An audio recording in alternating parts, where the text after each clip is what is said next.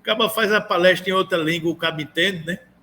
Fica mentalizando e capta a sensação.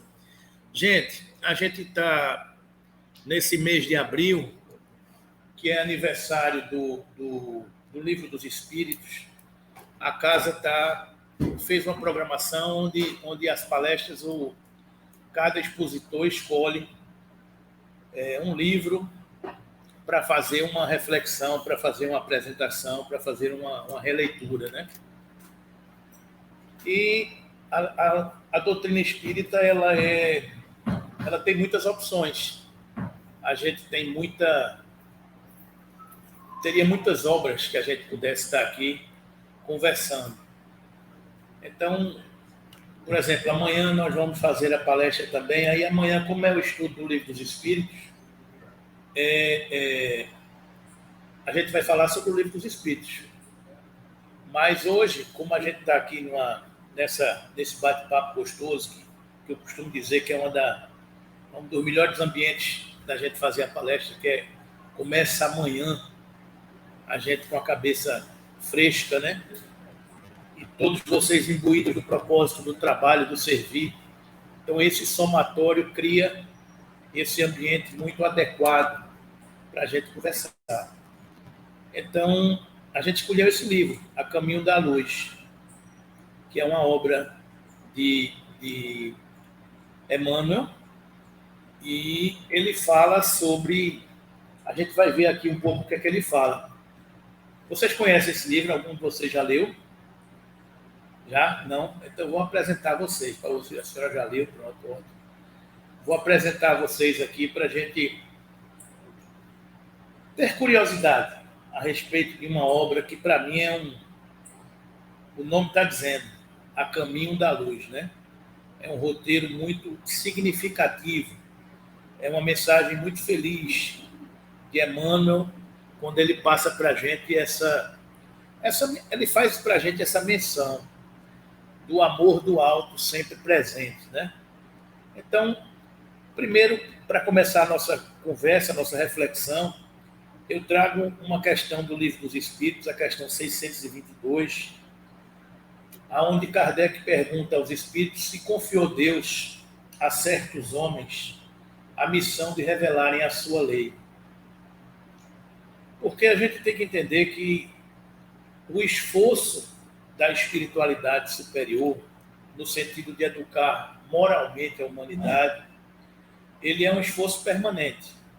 Se a gente imaginar que somos criaturas em evolução, o esforço pedagógico de passar para a humanidade um caminho, um roteiro de luz para a gente nos educar, é permanente. Então, é nesse sentido que Kardec pergunta se em todas as épocas da humanidade confiou Deus a certos homens a missão de repassar as leis divinas, né?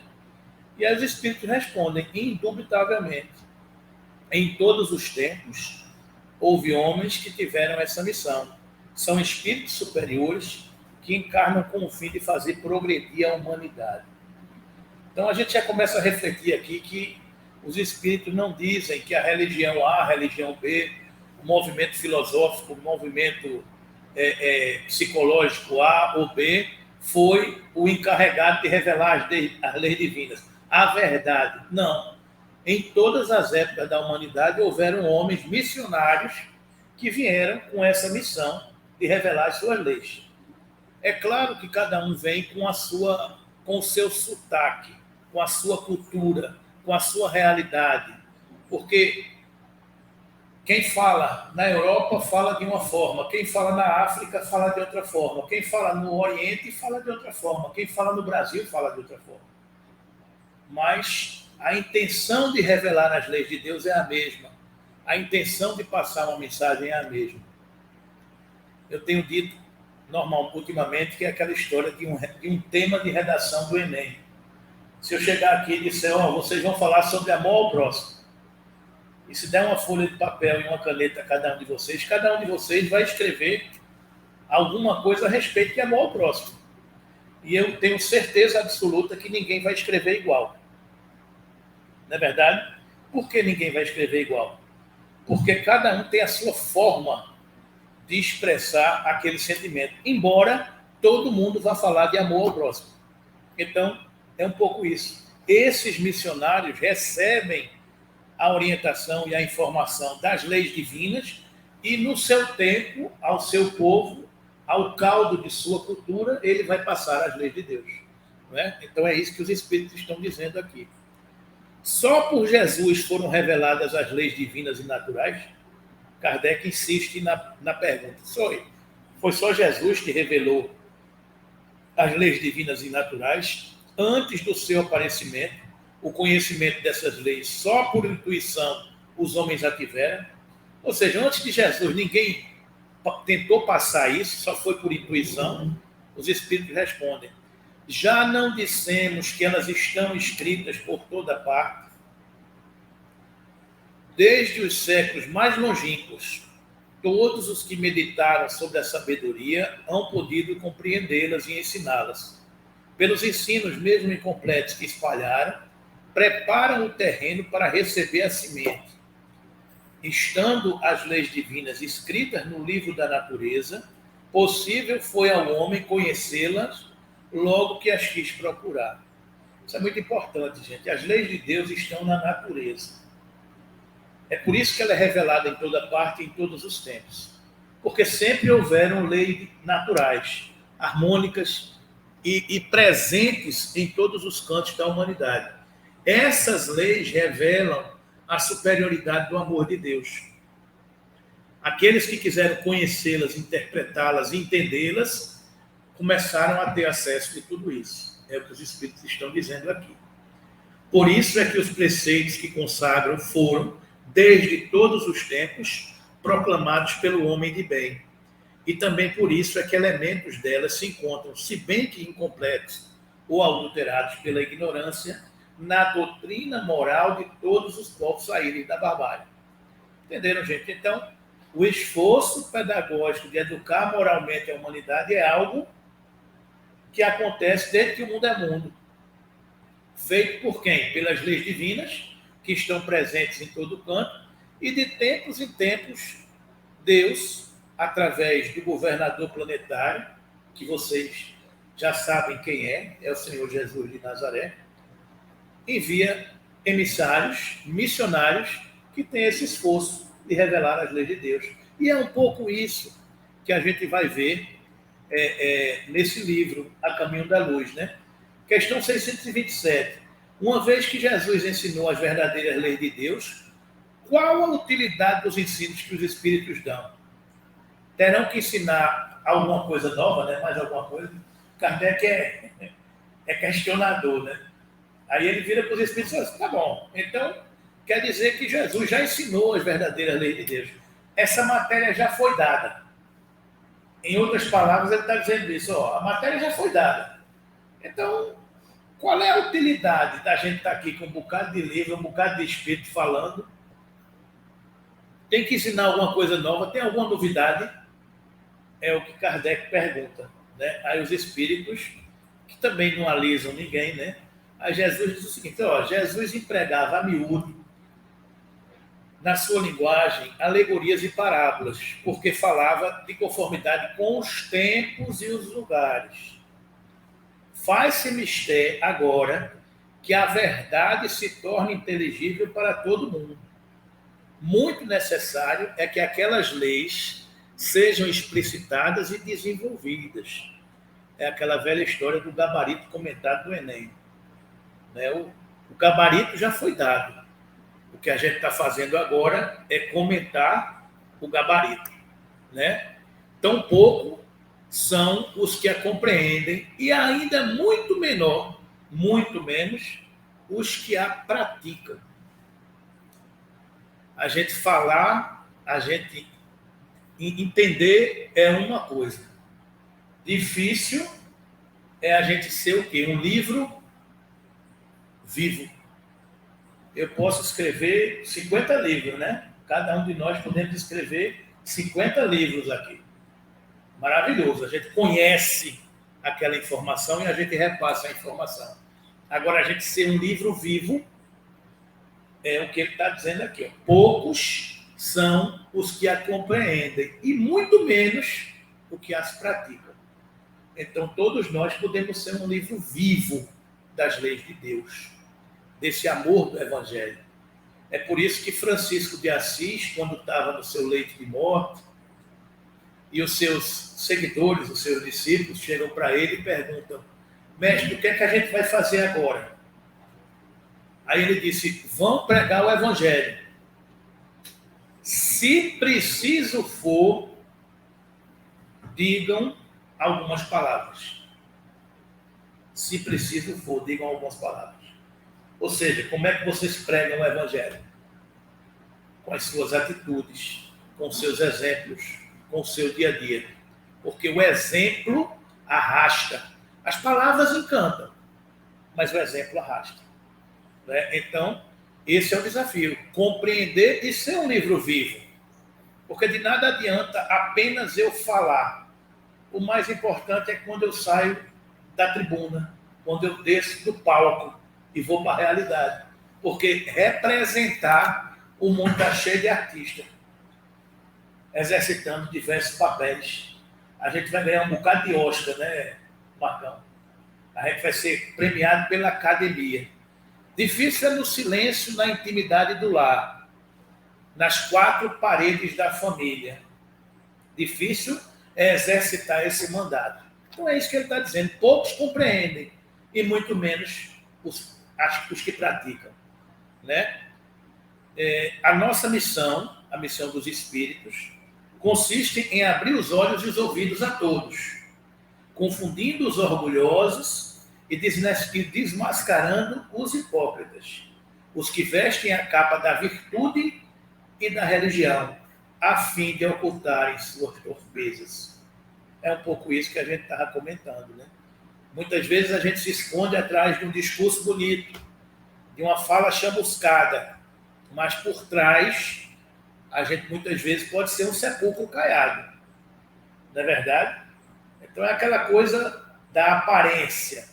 O difícil é a gente ser o livro vivo, né? O ensino dos espíritos tem que ser claro e sem equívoco, para que ninguém possa pretextar ignorância e para que todos os que possam julgar e apreciar com a razão.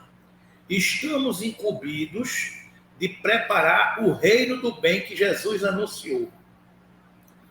Daí a necessidade de que a ninguém seja possível interpretar a lei de Deus ao sabor de suas paixões, nem falsear o sentido de uma lei toda de amor e de caridade.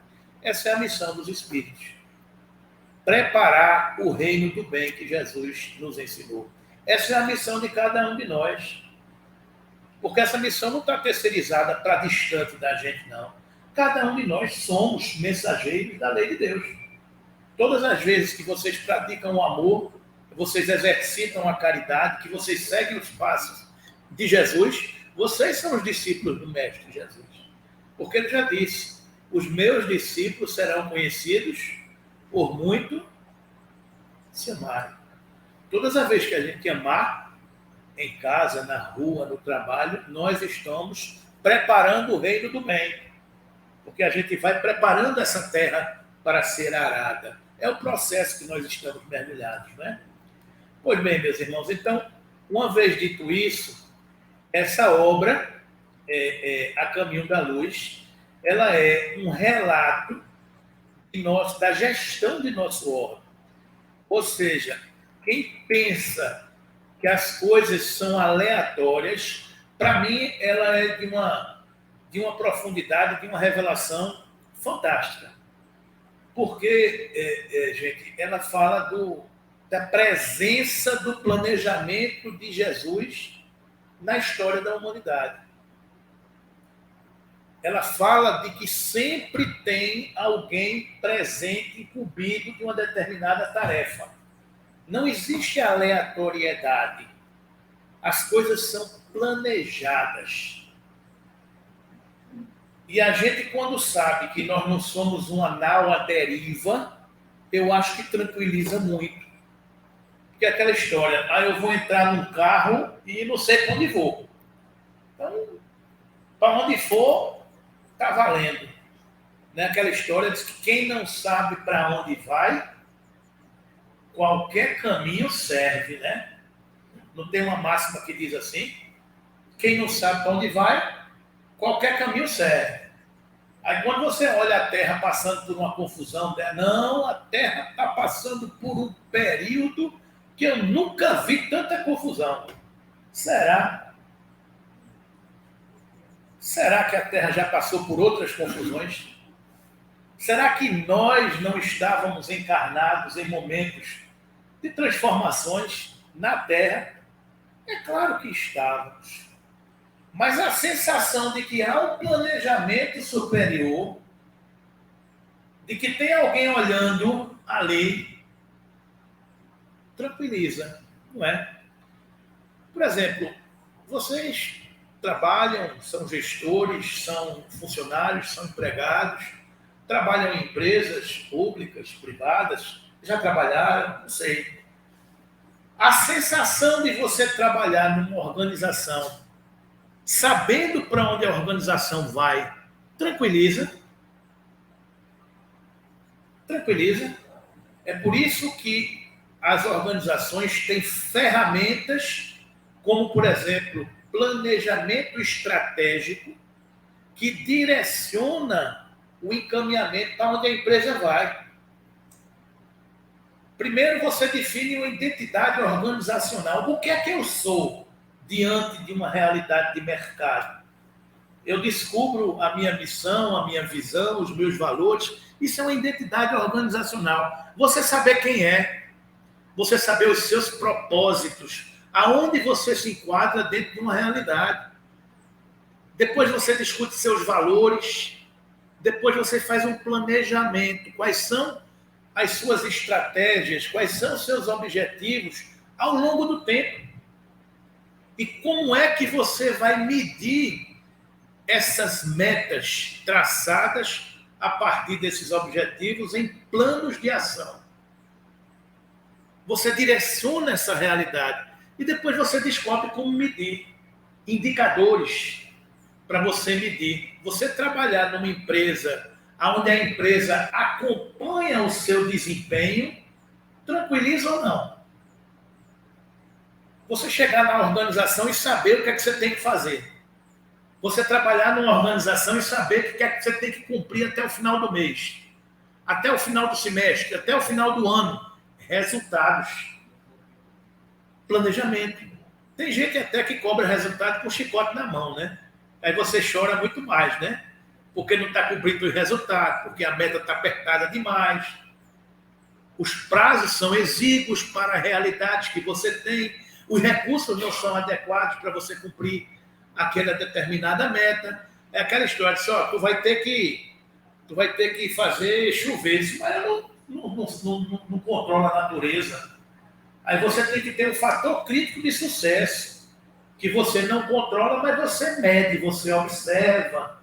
Né? São coisas que você não pode controlar, mas você tem que dar o recurso. Às vezes você é cobrado com uma coisa que você não pode dar. Ou seja, o que eu estou colocando aqui é que dentro de uma realidade, quando há planejamento, tudo fica mais fácil. Marco chega aqui e faz, vamos entregar uma sopa, sexta-feira. Marco, tem fogão? Tem fogão. Ah, mas não tem gás. Como é que eu vou ligar o fogão se não tem gás? É aquela história do inferno brasileiro. Você sabe qual é a história do inferno brasileiro e do inferno americano? O inferno brasileiro, dois amigos morreram. Aí disseram, e agora? A gente vai para onde? Senão a gente vai ter que ir para o inferno, porque pela nossa trajetória é inferno, o nosso destino. Aí disseram, não, aqui tem uma placa, inferno brasileiro e inferno americano. E como é que a gente vai saber? Aí chegaram e tinha um diabinho na porta assim, disse, pois não, disse, não, qual é a diferença? Disse, não, aqui no inferno brasileiro você leva uma pizza toda semana. Não, no inferno brasileiro você leva uma pizza todo dia. Aí no inferno americano, disse, não, é uma por mês. Se eu quero ir para o americano, disse, não, e agora? Tiraram pau para aquele negócio, aí não foi para o inferno americano, o outro foi para o inferno brasileiro. 6 meses depois, teve uma convenção no inferno, aí eles se encontraram. O que tinha aí com o inferno brasileiro? Estava lá, bronzeado, forte, assim, feito nosso amigo ali, tranquilão. Aí, e o outro estava todo lascado, todo quebrado, andando a pulso. Eu disse, rapaz, só 6 meses, você... Como é que tu tá desse jeito e tu tá aí todo bronzeado? Eu não levava uma pizza todo dia, que foi que houve? Disse, rapaz, quantas pizzas tu levasse? Talvez 6, né? Era uma por mês, 6 meses, levei 6 pizzas. Se tu levasse quantas? Nenhuma. Nenhuma, quando era uma todo dia, você não ia ver nenhuma. Por quê? Porque quando era para dar pizza, não tinha quem desse. Quando tinha quem desse, não tinha chicote. Quando tinha chicote, tinha quem desse, não tinha quem levasse. E o resultado? Eu nunca levei nenhuma. É a história do planejamento. Se você não se organiza, vai ficar faltando alguma coisa a fazer. Né? Então, dentro dessa realidade do inferno brasileiro, a gente tem que planejar a nossa vida, a gente tem que deixar as coisas organizadas. E a sensação de que o nosso orbe está planejado, de as coisas não acontecem por acaso, nos tranquiliza. Porque quando você sabe, quando você é soldado e sabe que um general está na frente da batalha, o que é que acontece com o pelotão? Ele se tranquiliza. Porque o pelotão sabe, o general está na frente. Então, o que der para ele, dá para o resto. Ele tem a capacidade de seguir adiante da sua tropa, abrindo os caminhos. E neste livro a gente sabe que há um general adiante da nossa tropa. Eu não vou falar nem general para não ter confusão. Os tempos hoje estão difíceis.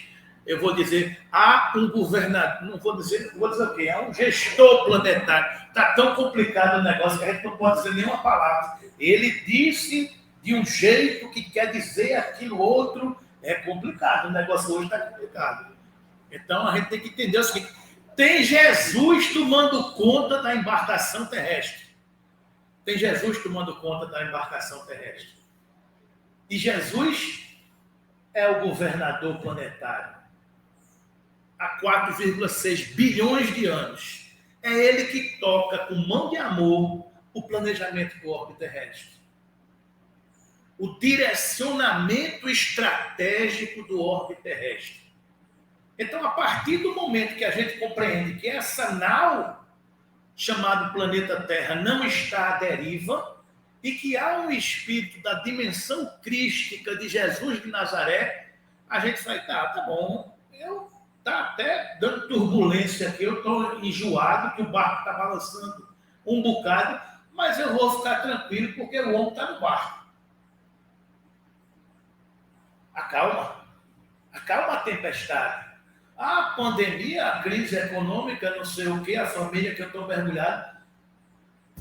Leis divinas, leis de Deus, feitas para o nosso amor, para o nosso crescimento, para a nossa felicidade. É a diferença entre querer bem e querer o bem. Às vezes, um parente, um espírito familiar nos quer bem. E aí ele sofre muito mais com as dificuldades e vicissitudes que a gente passa. Um espírito mais elevado, o nosso mentor espiritual, quer o nosso bem. Entenderam a diferença? E querer o nosso bem significa dizer que ele sabe que aquela dificuldade que eu passo hoje é necessário para o meu crescimento, para a minha maturidade espiritual. Então, às vezes, eu quero bem e sofro com a dificuldade que o ente querido passa. Outras vezes, eu entendo que mesmo querendo bem, eu quero o bem daquela criatura. Então, eu sei que ele precisa passar por aquele processo para amadurecer. É aquela história do pai que coloca um filho para fazer uma lição 3, 4, 5 vezes. Em determinado momento, a mãe faz, mas não faça isso com ele, não. Ele vai... Não, ele tem que fazer isso porque ele precisa aprender. E muitas vezes o exercício da repetição é que faz com que ele aprenda. É querer o bem e querer o nosso bem. Então, às vezes, quem dirige o orbe está vendo que a gente está passando por aquele momento de prova, de expiação, mas é necessário para a gente amadurecer, para a gente crescer, para a gente evoluir. Estão entendendo, gente? Então a gente tem essa sensação dessa gestão, dessa governança acima de nós, nos tranquiliza. E é isso que essa obra nos faz. Fala da gênese planetária, da vida organizada, das raças adâmicas, a civilização egípcia, a Índia, a família indo-europeia, o povo de Israel, a China milenária, as grandes religiões do passado, a Grécia e a missão de Sócrates, Roma, a vinda de Jesus, a edificação cristã, a evolução do cristianismo, a igreja e a invasão dos bárbaros, a idade medieval, os abusos do poder religioso, as cruzadas e o fim da Idade Média, renascença do mundo, época de transição, a Revolução Francesa, o século XIX, o Espiritismo e as grandes transições, o Evangelho e o futuro, e um capítulo de conclusão. Então, vocês vejam o passeio que Emmanuel dá na história da civilização humana. E o que é que significa isso, gente? Significa que não há acaso. Em tudo, a grandeza e a misericórdia de Jesus. No entelóquio desse livro, ele diz o seguinte: não deverá ser este trabalho um trabalho histórico. A história do mundo já está compilada e feita. Estão aí os diversos livros de história, não é isso? Nossa contribuição será a tese religiosa, elucidando a influência sagrada da fé e o ascendente espiritual no curso de todas as civilizações terrestres. Ou seja, acima de tudo, há um planejamento superior. O livro do irmão Humberto de Campos, né?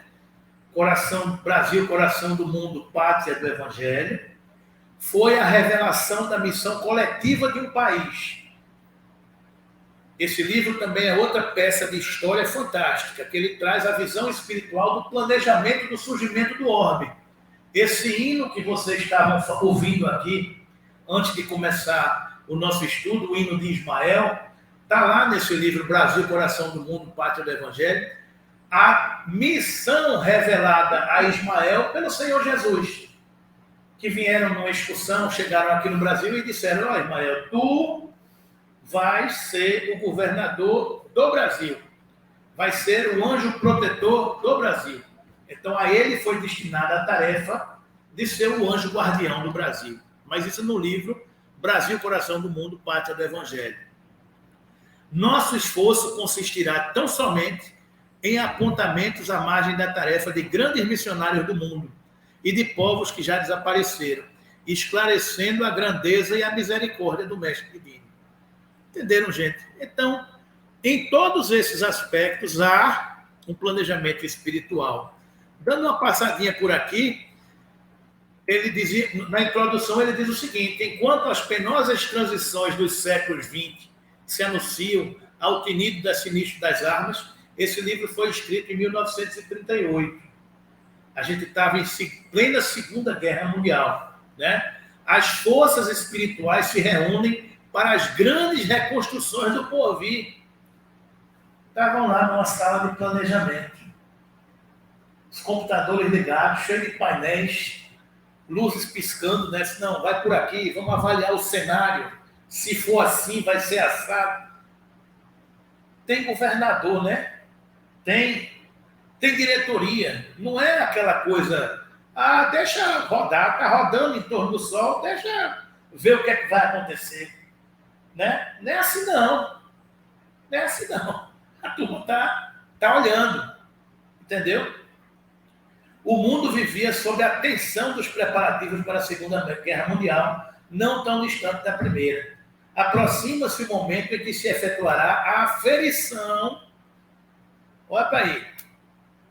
Aproxima-se o momento em que se efetuará a aferição de todos os valores terrestres para o ressurgimento das energias criadoras de um mundo novo.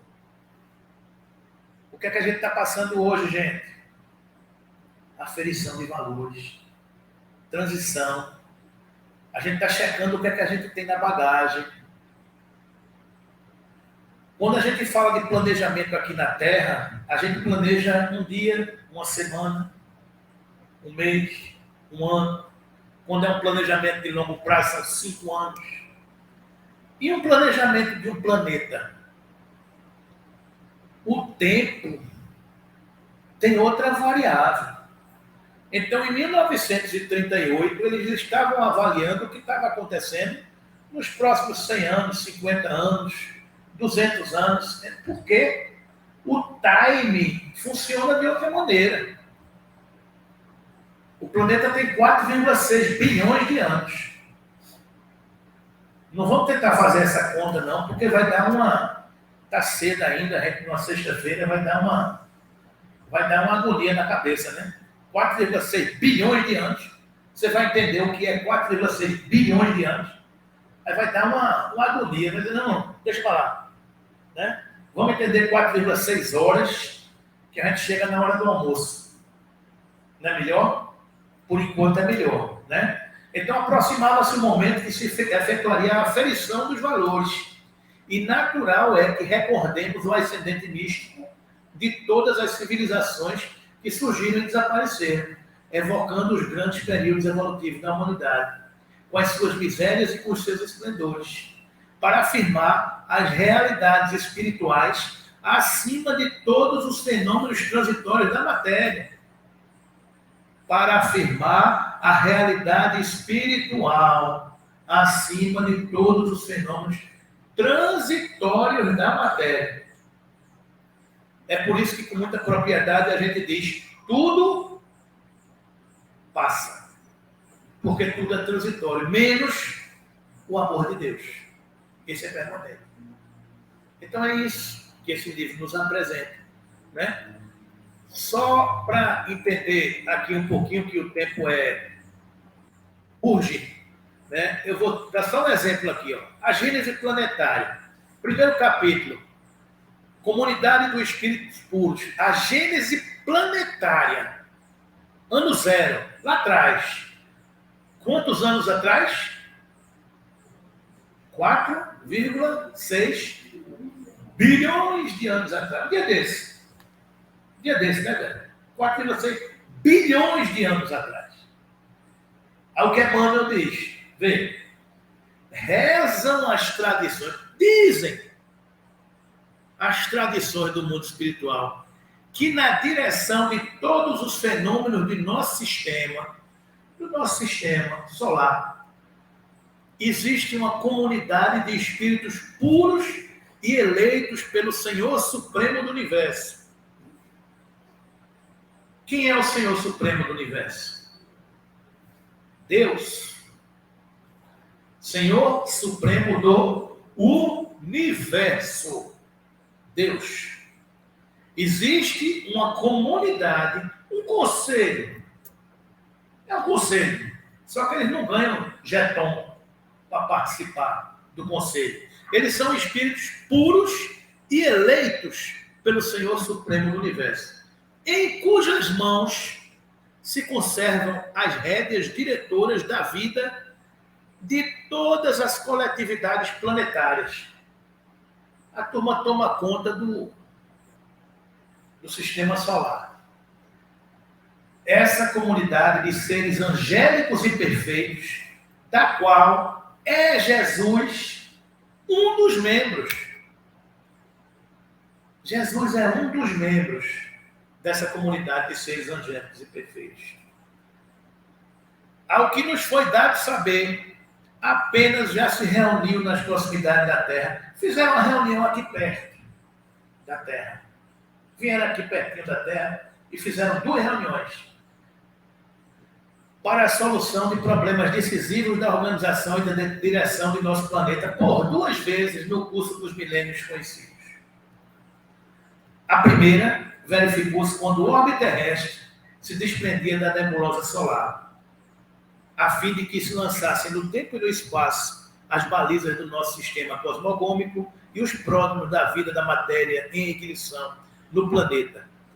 Se reuniram para dizer, vai ter uma nebulosa que vai se desprender do Sol e vai surgir um novo planeta. Isso foi há 4,6 bilhões de anos atrás. Aí eles chegaram, se reuniram e disseram, não, foi o seguinte, vamos ver quem é que vai tomar conta disso. Aí chegaram assim e disseram, não, vai tu, Jesus. Tu vai lá e toma conta desse orbe de informação. Só que para Jesus ser o governador do planeta Terra há 4,6 bilhões de anos atrás, ele já era o quê? Um espírito puro e eleito pelo Senhor Supremo do Universo. Ele já era, há 4,6 bilhões de anos atrás. Ele já era puro. Há 4,6 bilhões de anos atrás, mano. E chamaram o cara para tomar conta do planeta. Organizado.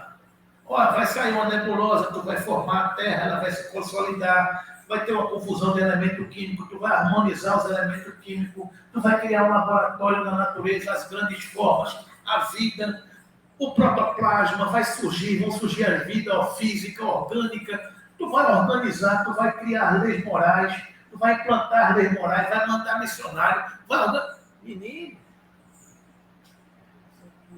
vê o tamanho do planejamento que a turma fez. Há 4,6 bilhões de anos atrás. Aí há 2.000 anos atrás, Jesus vem e Pilatos faz, tu é rei. Toda vez que eu ouço isso, eu digo, minha gente, como é que pode um negócio desse? O cara é o governador do planeta há 4,6 bilhões de anos, tomando conta disso tudo. Aí chega 2.000 anos atrás, Marco, o cara se sente governador do representante de Roma, aí vira para esse espírito e pergunta, você é rei? Aí o Espírito de Jesus olha para ele assim e fala, menino, tu sabe o que da vida? O que é que tu sabe da vida? Aí Jesus tá certo, tu dizes. É aquela sensação do pai que recebe uma reprimenda do filho. Isso aqui, tá bom, meu filho, tá certo. Ciente da sua capacidade, do seu poder, do seu amor, da sua glória. Esse é Jesus. A outra vez foi para discutir a vida do Senhor à face da terra. Depois de criar tudo isso, ele disse, Jesus, agora tu vai lá. A turma disse, rapaz, vai não. Vão te crucificar. Vão te prender. Não vão entender nada. Vá não. Mas ele tinha que vir. E ele veio, né? Bom, gente, o tempo passou, a gente passaria a manhã toda conversando sobre esse livro, porque eu sou um apaixonado por esse livro. Porque quando a coisa se encaixa, se fecha, a gente vai vendo o divino escultor, a gente vai vendo aqui os animais, o desaparecimento dos dinossauros, as formas horrendas, o ideal da beleza, da criação, tudo é harmonia, tudo é progresso, tudo é amor na formação do nosso orbe, né? A gente vai vendo aqui as raças adâmicas, os 4 povos exilados de Capela, os arianos, os hebreus, os hindus e os egípcios vieram para a terra, já estavam aqui os orientais e os africanos, que eram terras primitivas, que vieram da evolução da espécie. Tudo se encaixa, tudo se encadeia, não tem acaso, meus irmãos. Fiquemos tranquilos, porque tudo se encaixa.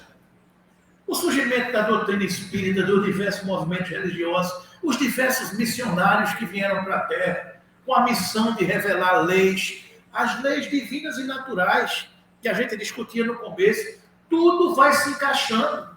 E cada um de vocês também tem uma missão na sua vida. A gente está falando do macroplanejamento.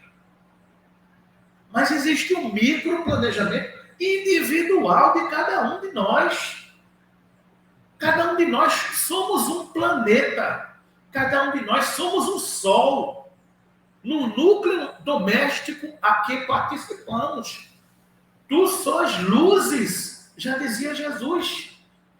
Nós sairemos de pirilampos a vagalumes, de vagalumes a estrelas, de estrelas a constelações. Porque o objetivo do ser humano, do ser espiritual, é evoluir. Nós seremos o que Jesus, nós somos o que Jesus foi. E seremos o que ele é. Quanto tempo vai demorar isso, eu não sei. Mas provavelmente nós evoluiremos todos os dias. Então, nós somos os governadores do nosso planeta, sim, individual. Nós somos essas estrelas iluminadas. Depende de cada um de nós essa capacidade de iluminar, de expandir luz por onde passemos. E a gente está vendo aqui o ascendente espiritual de um planeta governado por um ser espiritual que há 4,6 bilhões de anos já era luz, já era puro. Provavelmente o sistema solar que Jesus evoluiu não existe mais. Deu uma travada no cérebro de vocês agora? O sistema solar que Jesus evoluiu não existe mais.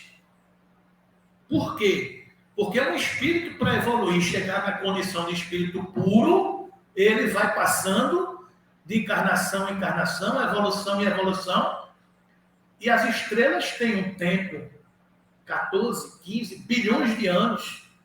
Jesus evoluiu no sistema solar que já não existe mais. Mas eu não vou deixar vocês pirados pensando nisso, não. Mas é isso mesmo. Não existe mais, não.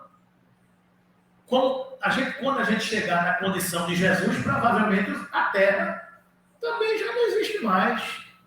Já evoluiu, já se tornou outra coisa. E na governança do universo, o que é que existe? A inteligência suprema, a causa primária de todas as coisas. Deus. Tá bom, gente? Eu vou deixar vocês curiosos. Depois vocês leiam o livro A Caminho da Luz. E eu vou fechar somente com essas reflexões aqui. E é pouca coisa para a gente falar, tá vendo? A gente ia passar a manhã toda aqui. Mas calma, não. A gente há tantos bilhões de anos já tentando, né? Não amarra nada. Está com pressa, não. Tem um planejamento da carne, ainda não? Senão a sopa não sai na hora e complica, né? A coisa é complicada. Eu estou só querendo dizer isso aqui no final. Estamos todos a caminho da luz. Nos conforta saber que na direção do orbe sempre houve o amor do Cristo nos guiando e amparando. Sempre houve e há o amor do Cristo nos amparando. E essa frase que está lá no capítulo 25, que para mim ela é uma... tem que estar guardada no nosso coração. Toda a realidade é a do Espírito. E toda a paz é a do entendimento do reino de Deus e de sua justiça. Toda a realidade é a do Espírito, que não nasceu no berço e que não morre no túmulo. E toda a paz que cada um de nós precisamos construir, é entender que há um reino de Deus e de que ele é justo. Ponto. Basta sabermos espíritos e entendermos o reino de Deus e sua justiça. O resto a gente entende com mais calma. Jesus nos abençoe. Espero que tenha passado um pouco a curiosidade de vocês para lerem essa obra maravilhosa. A Caminho da Luz. Vamos todos a caminho da luz, né?